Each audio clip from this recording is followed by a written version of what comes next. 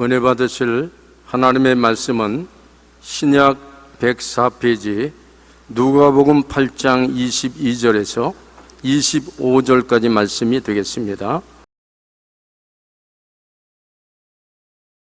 하루는 제자들과 함께 배에 오르사 그들에게 이르시되 호수 저편으로 건너가자 하시매 이에 떠나 행선할 때 예수께서 잠이 드셨더니 마침 광풍이 호수로 내리치매 배에 물이 가득하게 되어 위태한지라 제자들이 나와 깨워 이르되 주여 주여 우리가 죽겠나이다 한데 예수께서 잠을 깨사 바람과 물결을 꾸짖으시니 이에 그쳐 전절하여 지더라. 제자들에게 이르시되 너의 믿음이 어디 있느냐 하시니 그들이 두려워하고 놀랍게 여겨 서로 말하되 그가 누구이기에 바람과 물을 명하매 순종하는가 하더라. 아멘.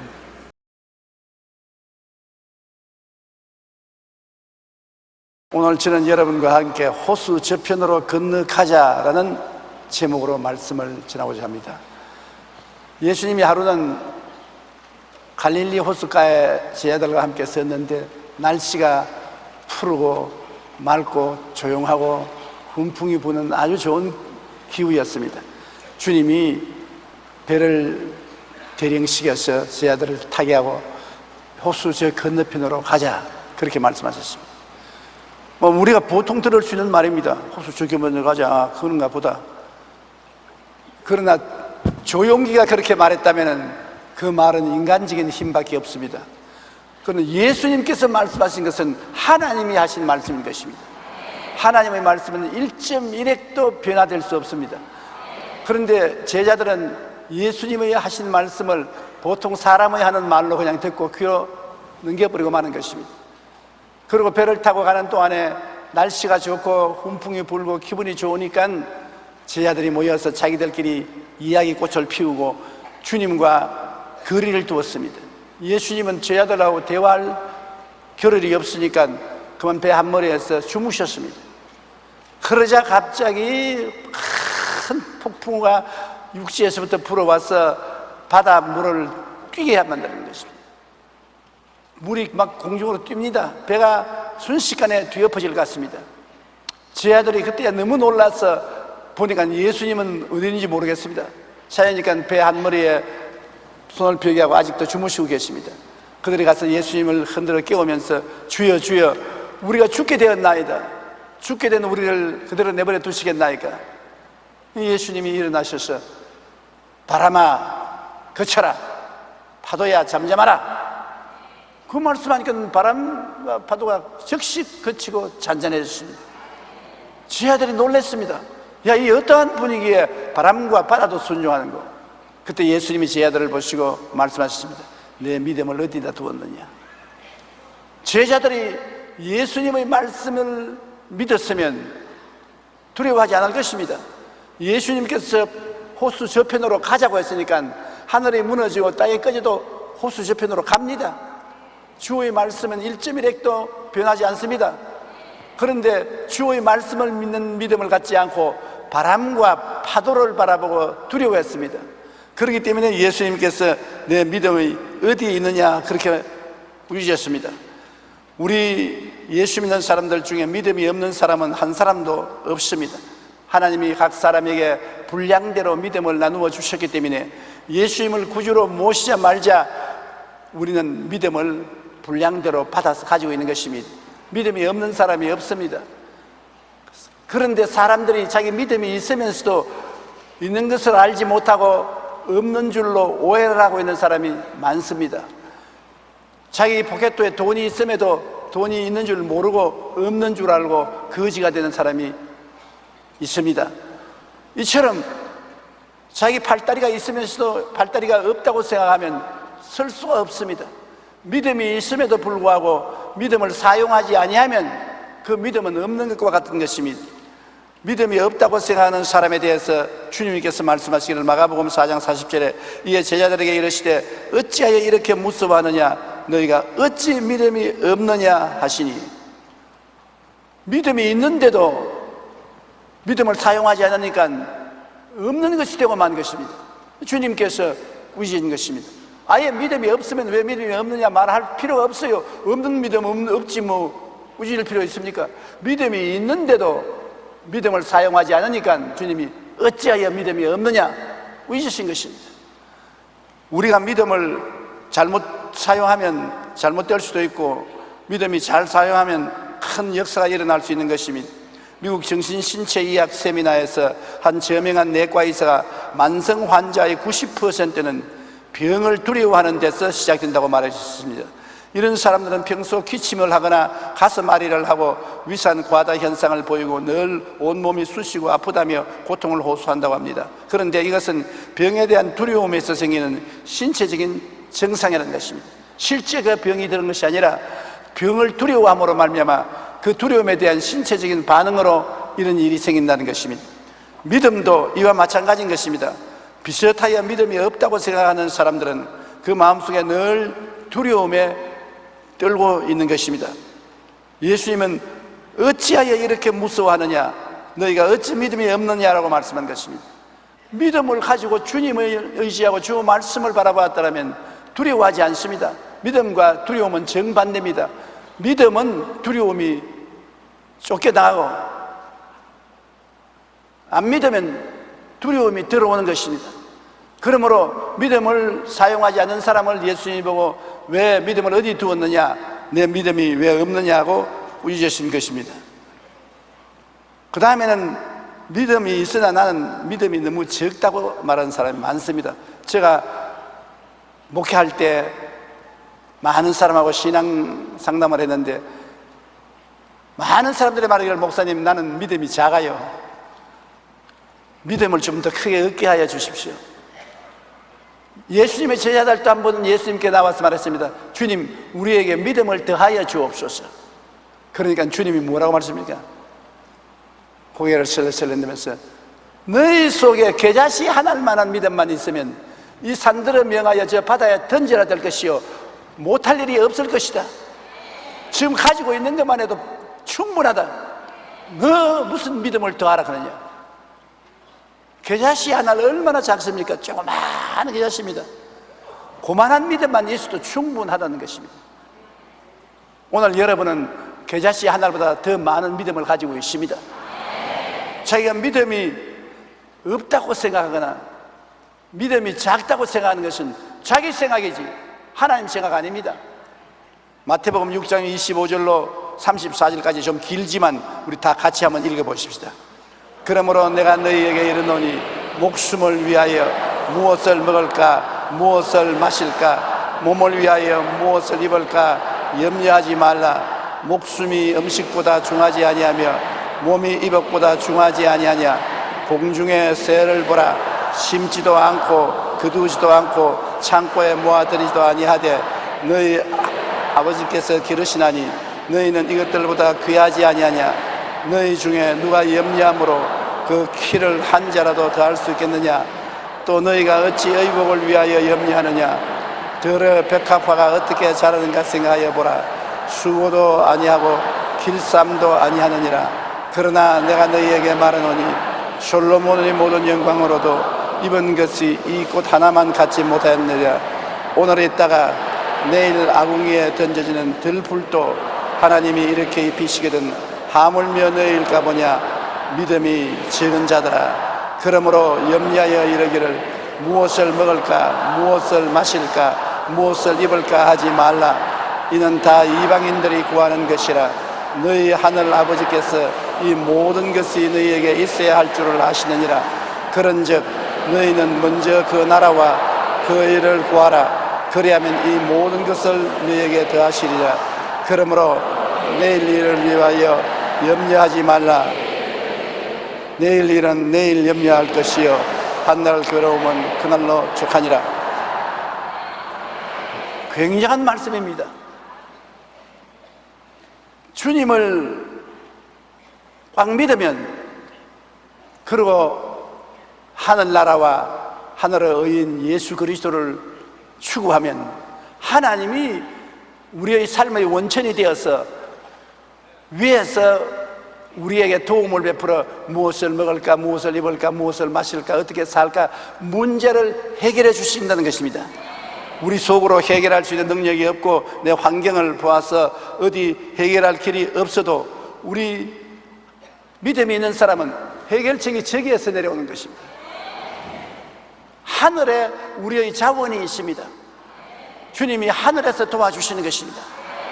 그러므로 믿지 않는 사람과 같은 삶의 태도를 취해서는 안 되는 것입니다. 믿지 않는 사람은 내 속을 봐도 텅 비었고 내 곁을 봐도 의지할 것 없습니다. 그러므로 절망하는 것입니다. 그러나 우리는 속을 보아도 텅 비었고 곁을 보아도 의지할 것 없어도 위를 쳐다보면 아버지가 계시고 그 옆에 예수님이 앉아 계시고 하늘과 땅의 모든 권세를 가지고 우리를 도와주시기를 원하시고 계신 것입니다. 그러므로 이것을 믿으라는 것입니다. 과학적으로 증명할 수는 없습니다. 그러나 믿음은 과학을 초월해서 우리에게 기적을 갖다 주시는 것입니다. 성경에 주님께서 믿음이 큰 사람에 대해서도 말씀하고 있는 것입니다. 가나안 여자의 탄원을 들어보십시오. 예수님이 가나안 지역으로 갔는데 이방인입니다. 이방인 지역으로 갔는데 한 여자가 고함을 치고 따라옵니다. 내 딸이 흉악하게 귀신 들렸으니 주여 고쳐주셔서. 주님이 대답을 안 하십니다. 그러니까 이 여자가 예수님의 제 아들을 붙잡고 좀 주님께 말씀해서 우리 딸의 병을 고쳐달라고 부탁을 했습니다. 그래서 제자들이 예수님께 가서 주여 저 여자가 저렇게 부르짖으니 고쳐보내시지요. 그러니까 주님이 아직 때가 아니다. 지금 나는 이방인을 위해서 온 것이 아니다.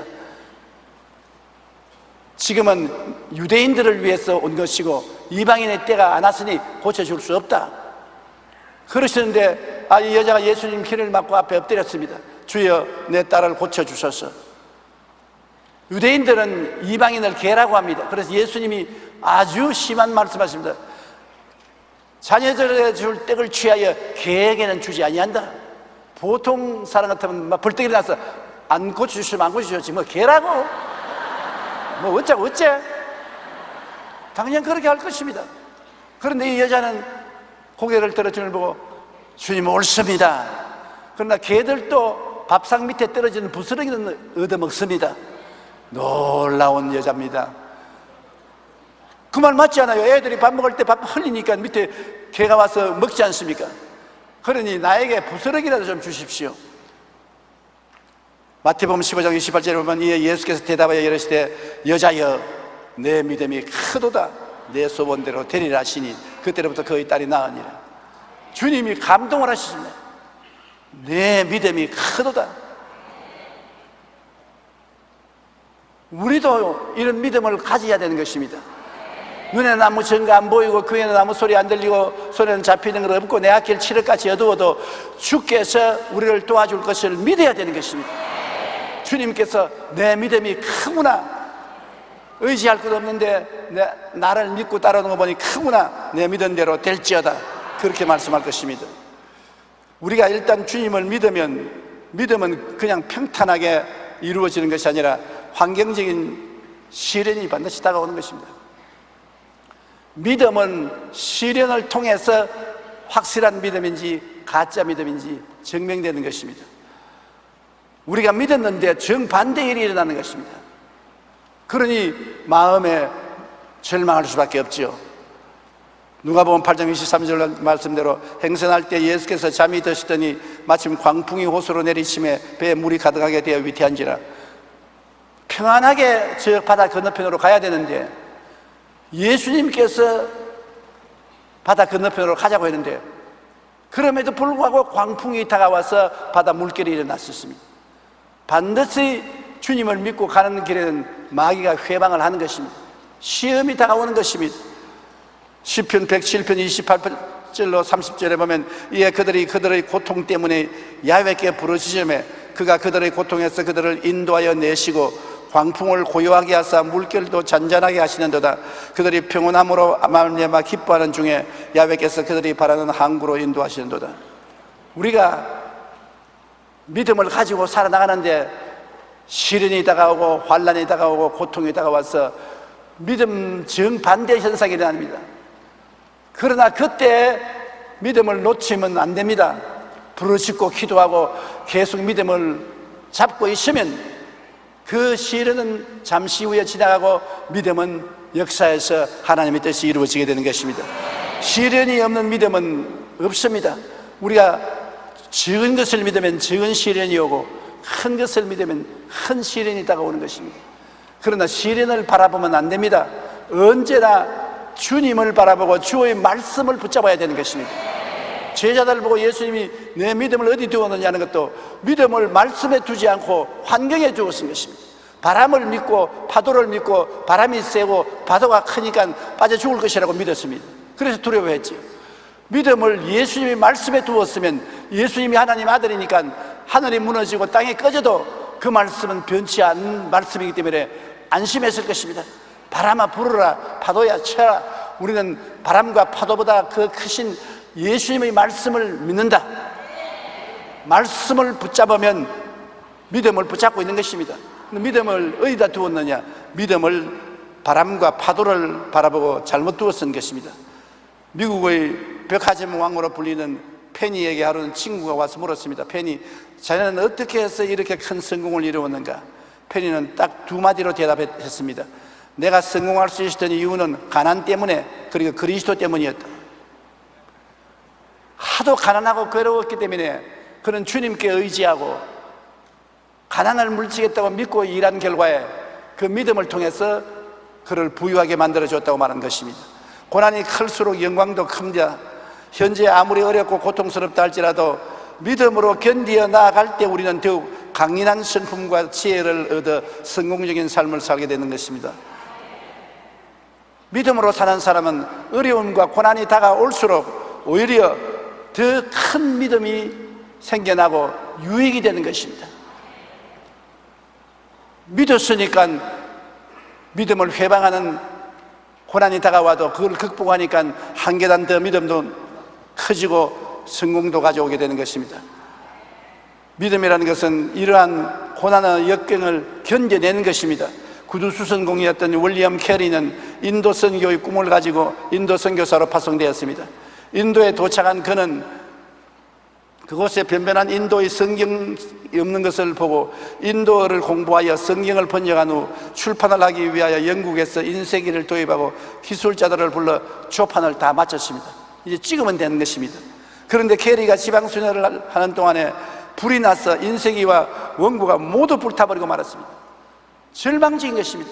성경 한 권을 뺏기는데도 몇 달이 걸리는데 성경을 영어 성경에서 인도어로 번역을 하는 것을 불타버렸으니 윌리엄 캐리는 절망하지 않을 수 없습니다. 그러나 캐리는 그 잿더미 위에 무릎을 꿇고 감사 기도를 드리며 다시 하나님 시작할 수 있는 믿음을 주십시오. 나는 반드시 인도에 복음이 전거될 줄 믿습니다. 마귀가 회방하는 것이니 믿음을 포기할 수 없습니다. 그리고 다시 성경을 번역하기 시작한 것입니다. 그래서 1801년도에 벵거어로 성경을 필두로 24종의 인도 방언으로 성경을 번역하여 출판해서 오늘날 인도 선교의 기초를 닦은 것입니다. 그가 믿었는데도 불구하고 왜 불이 났느냐? 손털어 버리고 포기하자고 했으면 인도의 복음 전거는 되지 않았을 것입니다. 그러나 그런데도 불구하고 한번 믿었으면 뒤로 물러가지 않습니다. 성경에 뒤로 물러가면 내 마음이 저를 기뻐하지 아니하리라. 나의 의인은 믿음으로 말미암아 살리라고 말한 것입니다. 일단 믿었으면 믿음으로 밀고 나가는 것입니다. 뒤로 물러가는 기세는 없습니다. 죽든지 살든지 믿고 나가는 것입니다. 그럴 때 하나님께서 그러한 믿음을 큰 믿음으로 생각하는 것입니다. 또 우리가 믿을 때 육체적 감각에 의지하기가 쉽습니다. 믿기는 믿는데 눈에 반대 현상이 보이고 몸에 반대 현상이 느껴집니다. 내가 안수기도를 받고 하나님의 은혜를 입어 병이 낫는다고 믿고 있는데 점점 병이 더 아파지고 더 괴로워집니다. 그러면 하나님이 어떻게 이렇게 하시냐? 믿음을 포기해버리고 마는 것입니다. 내가 믿었는데도 믿은 대로 안 돼도 계속 믿는 것입니다. 그것이 우리 중심을 붙잡는 것입니다. 중심의 믿음을 붙잡았으면 그 반대적인 감각이 와도 감각을 따라서 행해서는 안 되는 것입니다. 우리가 사는데 환경은 우리를 둘러싸고 있습니다. 보고 듣고 냄새맡고 맛보고 만져보는 이 모든 환경이 우리에게 정확하게 도움만 주는 것이 아닙니다. 믿음의 정반대되는 현상이 일어날 때가 많습니다. 믿음이란 환경이 좌우하는 것이 아니라 믿음은 환경을 정복하고 환경을 만드는 것이 믿음인 것입니다. 환경은 3차원이고 믿음은 4차원입니다. 믿음이 환경보다 크기 때문에 믿음대로 환경이 나중에 변화가 되는 것입니다. 환경이 아무리 바람 불고 몸부림을 쳐도 믿음이 그를 정복하고 정리하고 새로 창조하는 것입니다. 그렇기 때문에 믿음을 가졌으면 두려워하지 말아야 되는 것입니다. 고린도후서 5장 7절에 우리가 믿음으로 행하고 보는 것으로 행하지 아니하며로다. 보는 것으로 행하면 안 됩니다. 믿음으로 행해야죠. 창세기부터 요한계시록까지 하나님의 말씀을 읽고 하나님의 뜻을 깨달아 알았으면 그 믿음을 마음속에 가지고 믿음대로 될지어다 믿음을 따라 살고, 보는 것으로 따라서 마음이 좌우로 흔들리거나 변화되면 안 되는 것입니다. 오늘 예수 믿는 사람들에게 가장 큰 결점은 보는 것으로 마음이 흔들리는 것입니다. 믿지를 않는 것입니다. 끝까지 믿음을 가지고서 달릴 수 있는 용기와 담력을 갖고 있지 않기 때문에 그런 것입니다. 우리 교회 권사님 한 분 넘어져서 다리가 부러졌습니다. 그래서 다리를 새로 연결했는데 그래도 쩔쭉거리고 지팡이를 짚어야 그렇습니다. 그런데 하루 교회당에 와서 예배를 드리는데 오늘 다리가 짧아진 사람 하나님께서 길게 해주셨다고 그렇게 제가 말을 하더랍니다. 나는 기억 안 나요. 왜냐하면 제가 한 말이 아니니까, 성령께서 하라고 한 말씀을 대언했으니까 내가 기억이 안 나지요. 그래 사람들이 다 박수를 치고 가족들도 다 좋아했는데 집에 가서 보니 여전히 쩔뚝거리거든. 그 이튿날도 또 쩔뚝거리고 그 이튿날도 또 쩔뚝거리고 한 주일이 지나도 낫지 않았습니다. 그래서 가족들이 잘못 들었습니다. 그 어머니 보고 한 말이 아닙니다. 다른 사람 보고 한 말입니다. 어머니 보고 말했으면 나았을 것 아닙니까? 그런데 왜 쩔뚝거립니까?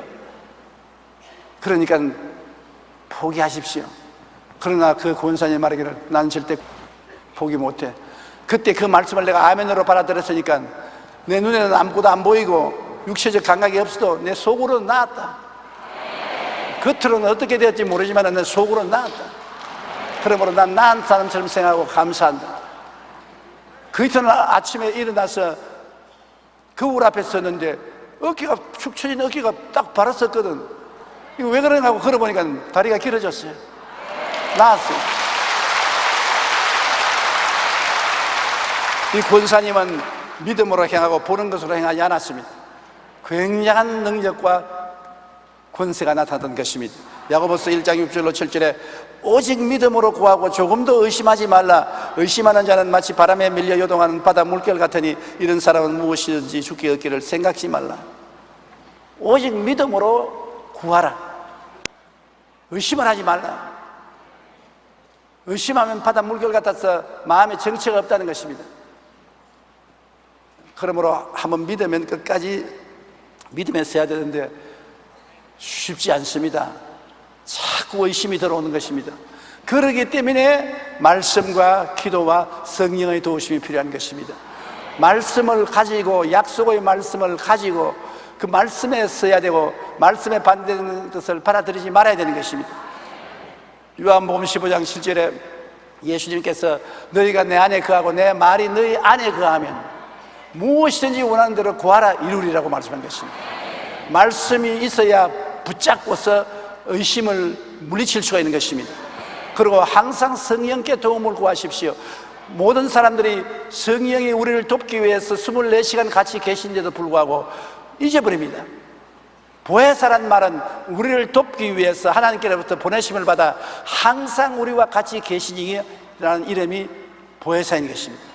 예수님은 처음 보혜사고 성령은 다른 보혜사인 것입니다. 예수님이 우리와 같이 계셔서 우리를 도와주신 것처럼 예수님의 영인 성령이 24시간 우리와 같이 계셔서 도와주시는 것입니다. 성령은 성령께 구하는 자를 도와주시지 구하지 않은 자에게 도와주시지는 않습니다. 그러므로 항상 성령이여 나를 도와서 내 믿음을 굳게 찾게 하여 주시옵소서. 성령이여 내 마음을 붙들어 주시옵소서. 성령이여 나에게 기름 부어주시고 나를 사용해 주시옵소서. 저는 50년간 목회하면서 언제나 구역 예배에 인도할 때나 부흥회를 할 때나 주일날 강단에 설 때나 나오기 전에 성령님 도와주시옵소서, 기름 부어주시옵소서, 함께 나가십시다. 성령님이 주인이시고 나는 종입니다. 성령님 인정하고 환영하고 모시도록 의지합니다. 나를 도우소서. 항상 도와주셨습니다. 지금도 성령께서 도와주시고 계신 것입니다. 여러분 곁에 성령이 계심으로 성령께 의지하면 여러분 믿음을 견지하고 의심을 물리칠 수 있는 것입니다. 말씀에 의지하고 성령께 의지하고 주님께 기도하면 튼튼한 믿음이 마음속에 유지되는 것입니다. 그래서 마귀의 시험이 아무리 다가와도 우리는 마귀의 시험과 대적에 이겨야 되는 것입니다. 요한 1서 2장 16절에 이런 세상에 있는 모든 것이 육신의 정욕과 안목의 정욕과 이생의 자랑이니 다 아버지에게부터 온 것이 아니요 세상으로도 온 것이라. 육신의 정욕과 안목의 정욕과 이생의 자랑을 따라서 마귀는 우리에게 의심을 갖다 주는 것입니다. 베드로전서 5장 8절로 9절에 근신하라 깨어라 너희 대적 마귀가 우는 사자같이 두루다니며 삼킬 자를 찾나니 너희는 믿음을 굳건하게 하여 그를 대적하라. 이런 세상에 있는 내 형제들도 동일한 고난을 당하는 줄 압니다. 마귀는 믿음을 굳건하게 하여 대적하면 물러가는 것입니다. 마귀가 여러분 시험할 때 믿음을 포기해버리고 흔들리면 잡힙니다. 마귀의 시험이 오면 믿음을 굳건히 하고 마귀를 대적하면 마귀는 한 길로 왔다 일곱 길로 도망을 치는 것입니다. 마귀가 하는 일은 동물의 왕국에 나오는 이야기와 꼭 같습니다. 동물의 왕국에 우리 아프리카 대륙을 보면 큰 평원에 많은 동물들이 풀을 먹고 있지 않습니까? 그게 노루와 사슴 같은 힘이 없는 동물떼들을 사자가 공격할 때 제일 약한 새끼를 공격하는 것입니다. 엄마 아빠 노루나 사슴은 다 도망을 치는데 약한 새끼를 집중적으로 가서 그래서 엄마와 아빠가 떼놓고 난 다음에 목을 물어서 죽이는 것입니다. 엄마 아빠와 같이 뛸 때는 잡기가 힘듭니다. 그러나 떨어지면 급을 집어먹어서 잘 뛰지를 못하고 주저앉습니다. 잡아 물로 뜯지요. 마귀가 우리를 공격할 때는 언제나 우리를 예수님과 떼놓습니다. 기도 못하게 만들고 성경 못 읽게 만들고 예수님이 마음에서 떠나게 만들고 그리고 우리를 공격하는 것입니다. 예수님이 우리 마음속에 계시는데 마귀가 우리를 공격할 수 없습니다. 주님은 그 보혈의 능력으로 우리 마음을 점령하고 계시기 때문에 마귀가 어찌 감히 달라드는 겁니까? 그러나 예수님과 우리를 떼놓으면 마귀는 우리를 쉽게 정복할 수 있는 것입니다. 어떤 일이 있어도 예수님께 바싹 붙어서 예수님을 붙잡아야지 예수님과 여러분 사이에 거리를 두면은 문제가 생기기 시작하는 것입니다. 이런 마귀의 시험에서 우리가 이기기 위해서는 믿음의 초점을 맞춰야 되는 것입니다. 여러분 믿음을 흩어놓으면 안 돼요. 믿음을 초점을 맞췄는데 어떻게 초점을 맞췄느냐? 주님께 믿고 기도했을 때 언제나 말씀을 생각해야 되는 것입니다. 믿음은 들음에서 나며 들음은 그리스도의 말씀으로 말미암나니라.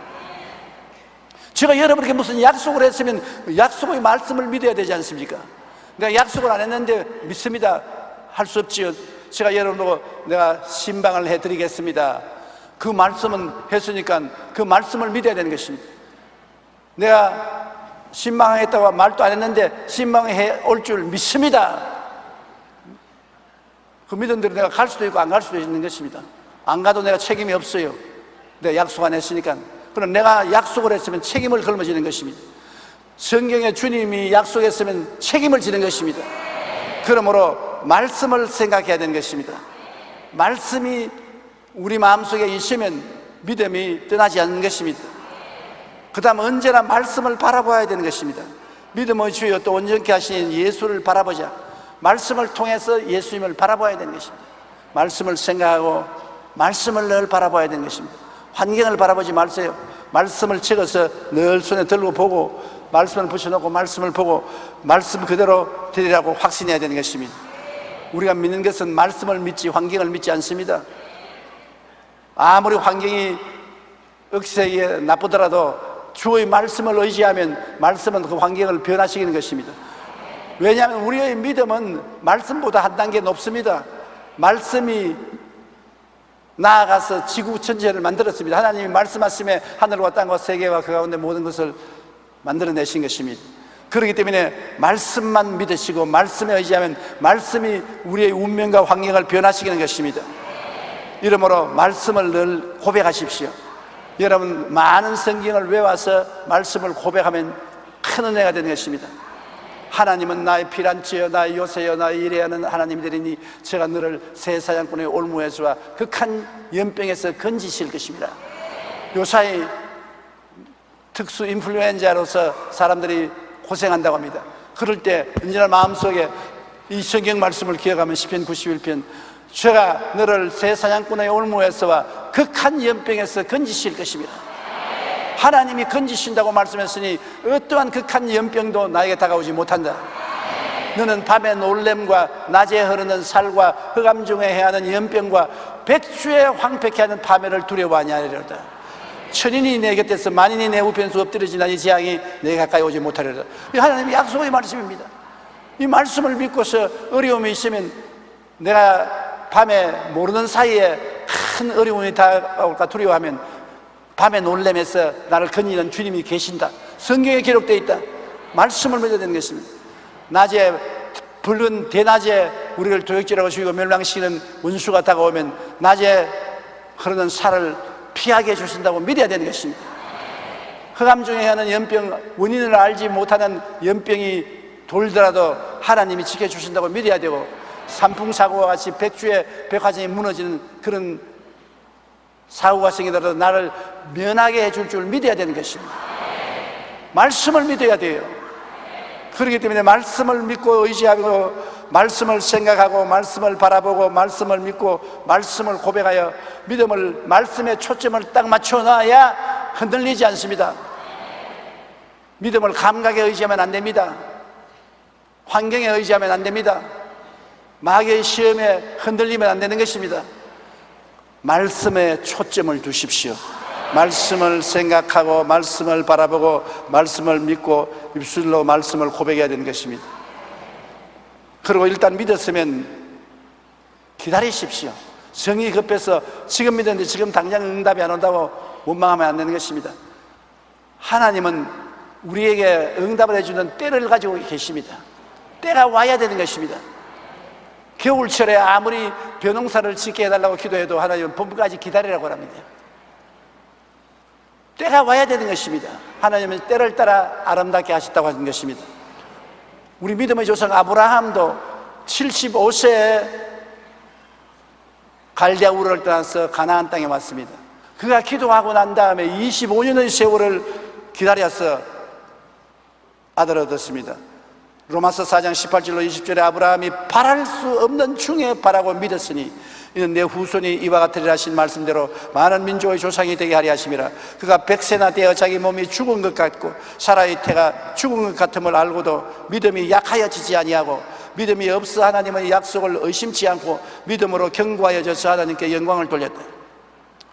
바랄 수 없는 중에 바라고 믿었다. 굉장한 것 아닙니까? 여러분이 도저히 바랄 수 없는 중에 하나님 약속만 있으면 바라고 믿을 수 있는 것입니다. 말씀이 있으면 말씀이 무엇을 만들어내는 것입니다. 홍해수를 건너가겠다고 했으면 배도 없고 다리가 없어도 건너갑니다.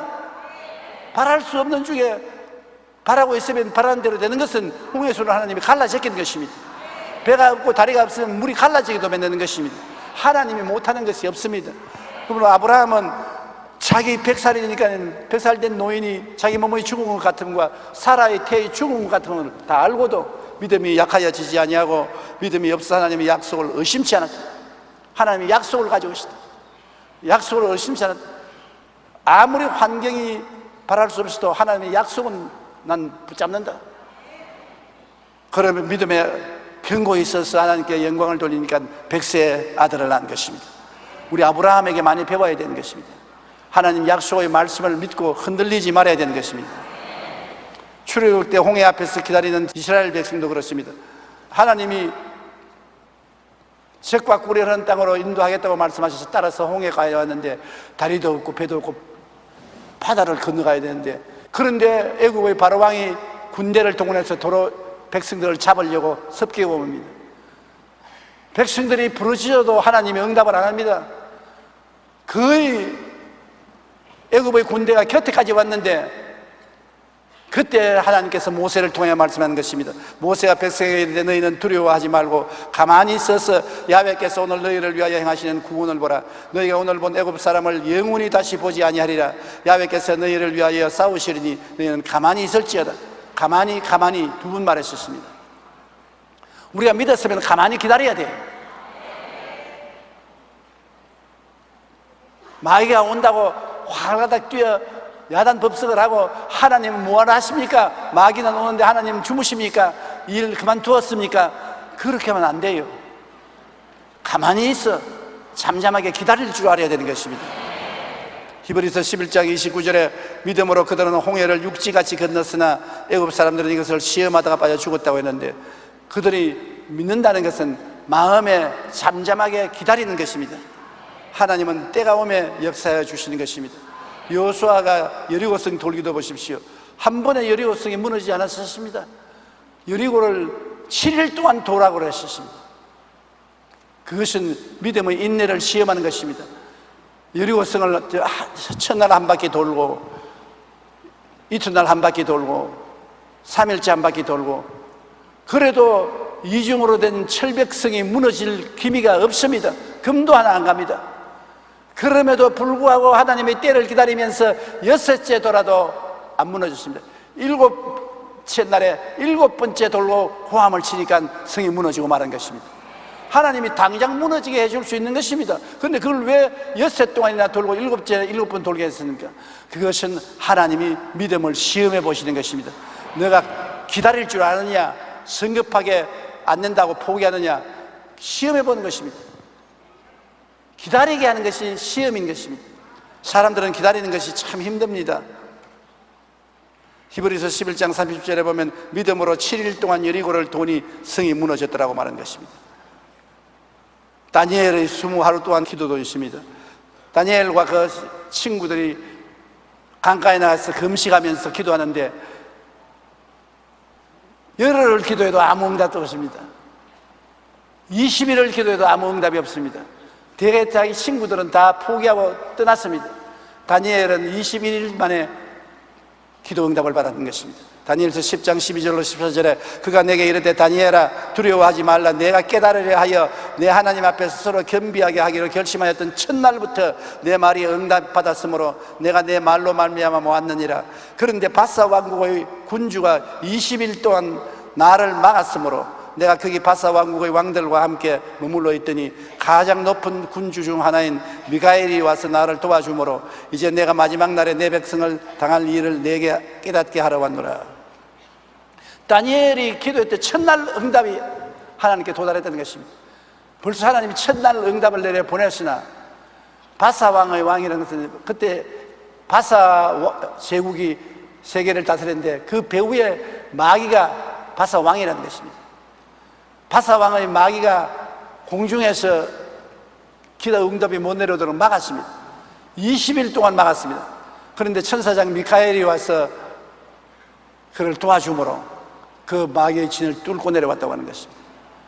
우리가 기도할 때 참고 견뎌야 되는 것은 마귀가 기도를 상당한 기간 막을 수가 있는 것입니다.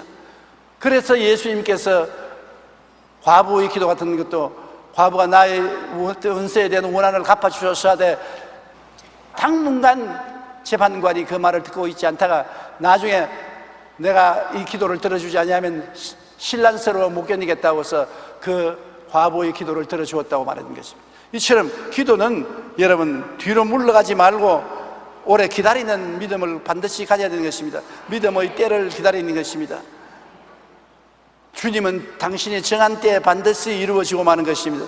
농부가 씨를 뿌리고 열매를 기다리고 가는 것입니다. 씨를 심어놓고 벼나 보리가 삭이 나면 빨리 자라라고 삭을 쭉쭉 뽑아놓으면 다 말라주고 버리는 것입니다. 푹 마음을 놓고 기다려야 돼요. 그러면 삭이 나고 열매가 맺어지는 것입니다. 야고보서 5장 7절로 8절에 형제들아 주께서 강림하시기까지 길이 참으라. 보라 농부가 땅에서 나는 귀한 열매를 바라고 길이 참아 이른 비와 늦은 비를 기다리나니 너희도 길이 참고 마음을 굳건하게 하라. 주의 강림이 가까우니라. 참고 기다린다. 정말 참고 기다리기는 힘듭니다. 그러나 낮에나 밤에나 눈물을 흘리며 내 주님 오시기를 고대합니다 하는 노래가 있는 것처럼 고대하고 기다려야 되는 것입니다. 기도 응답도 기도하고 난 다음에는 고대하고 기다려야 되는 것입니다. 누가 더 기다리느냐가 성패를 가름하는 것입니다. 성경에 기록된 믿음의 조상들에게는 공통점이 있습니다. 바로 믿음으로 하나님의 약속을 받고 그 열매를 맺기까지 오랜 세월을 인내하고 기다렸다는 공통점이 있습니다. 아브라함, 믿음의 조상 아브라함은 75세 되던 해에 하나님께서 아들을 주시겠다고 약속했는데 100세에 받았으니 25년을 기다렸고, 야곱은 하나님께 축복받겠다고 약속을 받은 후에도 외삼촌 라반의 집에서 20년 머슴살이 한 끝에 하나님의 복을 받아 집으로 돌아왔습니다. 요셉은 17세 하나님께서 축복을 해주겠다는 약속을 받았으나 형들에 의해 애굽의 종으로 팔려서 종살이 감옥살이 13년이 지난 후에 30세 하나님의 약속대로 애굽의 국무총리가 된 것입니다. 이스라엘 민족을 애굽으로부터 구출한 모세는 40년 동안 광야에서 기다리고 난 다음 80세 하나님의 응답에서 이스라엘 백성을 이끌어낼 수가 있는 것입니다. 이처럼 믿음은 하나님의 때를 이룰 때까지 꿋꿋이 기다리는 것입니다. 우리가 도중에 믿음을 포기하지 말고 끝까지 희망을 가지고 기다리면 하나님의 때는 반드시 옵는 것입니다. 하나님의 때가 이르면 홍해수도 갈라지고 여리고성도 무너지고 하나님의 놀라운 기적이 일어나게 되는 것입니다. 그러므로 여러분 지금 하나님께 기도하고 구하는 것이 있으면 기다리십시오. 반드시 응답이 오는 것입니다. 응답 안 오는 것이 이상합니다. 응답 오는 것은 정상적인 것입니다. 저는 50년 목회의 과거를 돌아보니까 기도한 것이 90% 이상이 이루어졌어요. 안 이루어진 것이 이상하고 이루어진 것이 보통인 것입니다. 그 당시에는 안 이루어진 것 같았습니다. 매우 낙심하고 탄식하기도 한두 번 아니었습니다. 그러나 지나고 보니 다 이루어졌어요. 하나님은 우리 등 뒤에서 우리 알지 못하게 역사함으로 우리 생각대로 이루시는 것이 아닙니다. 하나님 계획과 생각대로 이루어 주시는 것이기 때문에 이루어지고 그것을 체험하고 난 다음에야 하나님이 응답하셨구나, 그때야 깨닫게 되는 것입니다. 하나님의 나라는 믿음의 대상이지 과학이나 철학적 토론의 대상이 아닙니다. 하나님 나라를 과학적으로 철학적으로 토론해서는 안 되는 것입니다. 하나님의 나라는 믿는 것입니다. 하나님은 나의 의인은 믿음으로 말미암아 살리라고 말하는 것입니다. 우리 사람은 오감만 있는 것이 아니라 제 육감이 있는 것입니다. 제 육감이 믿음인 것입니다. 하나님은 내 믿은 대로 될지어다, 그렇게 말하는 것입니다. 오늘 이 시간에 여러분 성경 말씀을 읽고 설교를 듣고 하나님의 약속의 말씀을 마음에 간직하면 그를 따라 기도하고 끝까지 믿으십시오. 반드시 이루어지는 것입니다. 새로운 기적을 체험하는 여러분 되시기를 주의 이름으로 축원합니다. 우리 다 같이 고개 숙여 기도드리겠습니다. 살아계시고 영원하신 우리 아버지 하나님, 항상 우리 뒤에서 역사하시고 계심을 감사합니다. 우리 눈에는 안 배워도, 우리 손으로 붙잡을 수 없어도 바람과 같이 우리와 같이 계시며 응답해 주심을 감사합니다. 세월이 지나고 보면 하나님이 우리를 도와주시거나 우리가 깨닫게 되어 주심을 감사합니다. 아버지여, 이곳에 설교를 들은 주의 백성들이 낙심하지 말고 하나님이 계신 이상 내가 아무 일도 할 수 없고 내 이웃의 도움을 받을 수 없어도 위에서 나를 도와주심으로 항상 위를 쳐다보고 살게 도와주시옵소서. 나를 바라보거나 옆을 바라보지 말고 하늘을 쳐다보고 주님의 뜻을 찾아서 믿게 하여 주시옵소서. 그리고 기적이 일어나게 하여 주시옵소서. 예수님 이름으로 기도드립니다. 아멘.